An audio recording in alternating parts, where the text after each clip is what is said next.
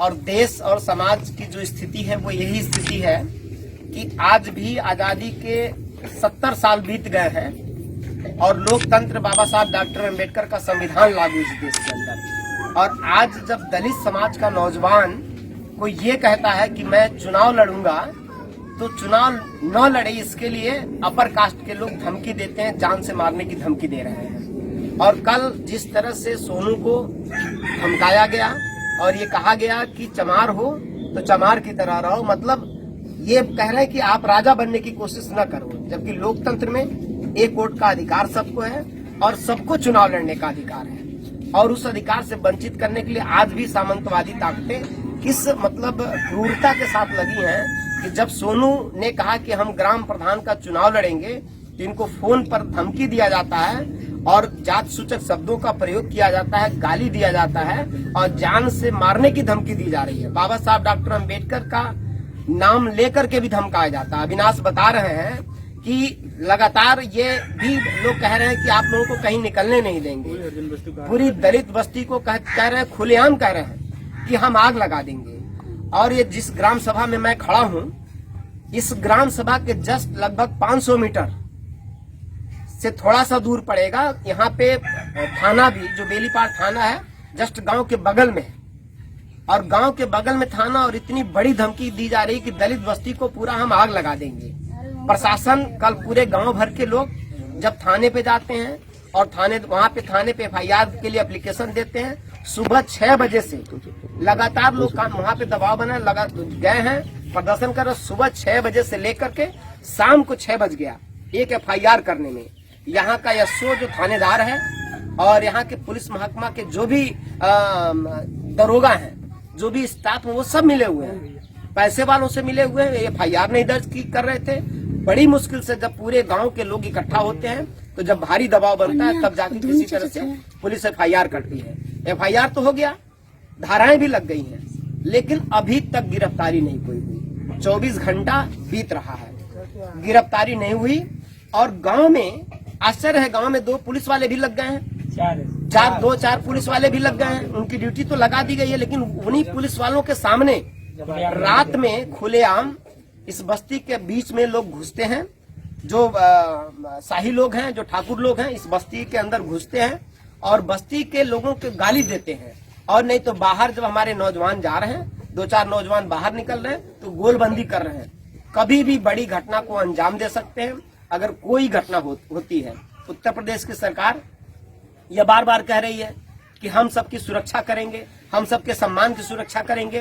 प्रधानमंत्री बोलते हैं कि दलितों के ऊपर कोई अत्याचार नहीं होगा। और आज इस गोरखपुर जिला में मैं खड़ा हूँ और थाने के बगल में मैं खड़ा हूँ और गोरखपुर जिला, गोरखपुर के मुख्यमंत्री हैं यहाँ पर, और मुख्यमंत्री के जिले में दलित समाज की ये दशा है कि सरेआम उनको धमकी दिया जा रहा है, सरेआम उनको जान से मारने की धमकी दिया जा रहा है। क्या दोष है एक दलित समाज के नौजवान ने लोकतंत्र में? क्या उसको चुनाव लड़ने का हक नहीं है? अब कोई चुनाव नहीं लड़ेगा। अब कोई इतना मतलब सामंतवादी ताकतें मजबूत हैं कि हमारे नौजवानों को, पढ़ा लिखा नौजवान, अगर ऐसे नौजवान जनप्रतिनिधि बनेंगे तो समाज का बड़ा काम होगा।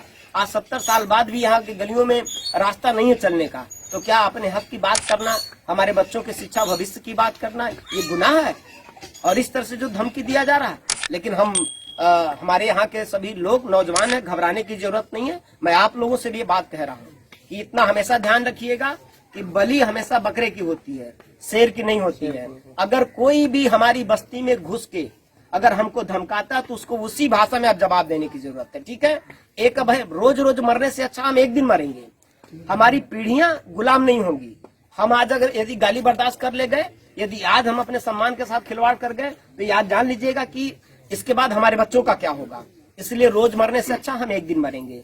और कोई धमकी देता, हमारे बस्ती में आके धमकी देता है, तो जिस भाषा में वो जब बात कर रहा है और जिस तेवर में बात कर रहा है, हमारे लोगों को भी उसी भाषा में अब जवाब देना है। अपने घरों में आप पूरी तैयारी रखिए। हमारी बस्ती में आकर अगर कोई धमकी देता है, अगर हमारी बात अगर किसी को समझ में आता है तो वो भी समझ ले कि अब दलित समाज के नौजवान बर्दाश्त नहीं करेंगे। अब आर पार की लड़ाई होगी। और ऐसा भी नहीं है, मुझे पता है कि अगर आपको मरने से डर नहीं तो मुझे भी मरने से डर नहीं है। हम लोग भी मरेंगे, अगर हमें कोई मारने आएगा तो हम मार भी देंगे। अब हम लोग इस बात पे तैयार हैं और मैं सभी अपने साथियों से, अपने भाइयों से आपको आश्वस्त करता हूं कि किसी भी तरह से आपको अपने आप को अकेला नहीं समझना है। हम सब लोग परिवार हैं। अगर कोई भी बात होगी तो हम सब लोग उसके बराबर जिम्मेदारी लेंगे और बराबर हर कदम पे हम आपके साथ खड़े मिलेंगे और किसी भी तरह से हम लोगों का कदम किसी भी तरह से पीछे नहीं जाएगा। हर लड़ाई में हम साथ हैं। मुझे बहुत खुशी है कि सोनू जैसा नौजवान, अविनाश जैसे नौजवान, तमाम हमारे यहाँ पे नौजवान साथी करें, हमारे तमाम बड़े भाई, हमारे बड़े बुजुर्ग भी खड़े हैं। मुझे बहुत इस बात का खुशी है कि इस तरह के नौजवान, इतनी बड़ी आपने कदम उठाया कि आज तक कोई, कितनी बात है, आज तक कोई हिम्मत नहीं किया यहाँ पे दलित बस्ती का कि कोई इलेक्शन में खड़ा हो। क्यों नहीं खड़ा हो? ये कौन सी गुलामी है? ये कौन सा मतलब इस तरह सा मतलब दबंगई है कि कोई हमको चुनाव नहीं लड़ने देगा?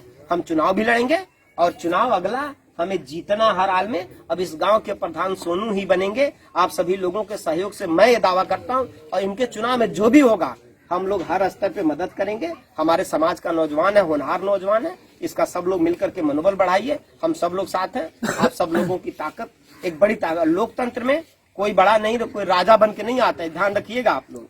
बाबा साहब डॉक्टर अम्बेडकर ने कहा था कि राजा अब रानी के पेट से नहीं पैदा होगा, अब बैलेट बॉक्स से पैदा होगा। तो राजा बनाने वाला पावर हम लोगों के हाथ में है, ठीक है।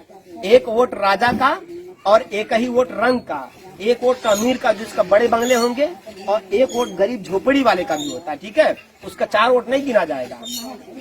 इसलिए कहीं से भी वो आपसे ज्यादा धनवान नहीं होगा, धन होगा उसके घर में होगा। वो रोटी अपने अपने उससे खाता, हम अपनी मजदूरी से खाते हैं, हम अपनी मेहनत से खाते हैं, हमारे घर नहीं कोई देने आता है। इसलिए हमेशा आप ध्यान रखिएगा कि यह लड़ाई अब हम लोगों ने शुरू किया है और एक परिवर्तन की लड़ाई है।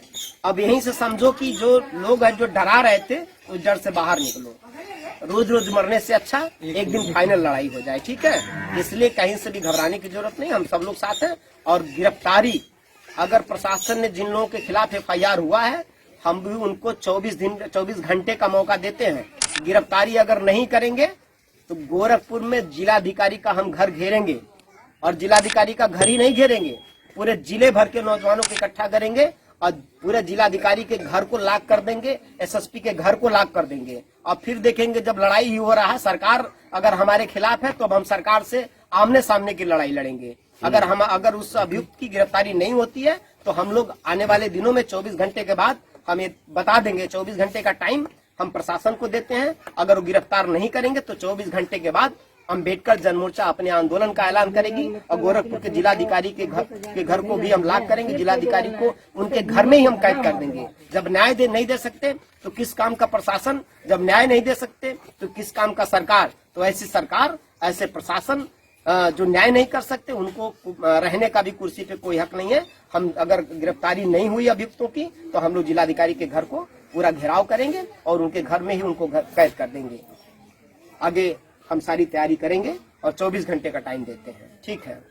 इस चैनल को सब्सक्राइब करें, इस पर दिखने वाले बेल आइकन को प्रेस करें, जिससे आपको मिले इस चैनल पर आने वाली वीडियो सबसे पहले। अगर वीडियो पसंद आई तो लाइक करें और दोस्तों के साथ शेयर करें। Thanks for watching this video.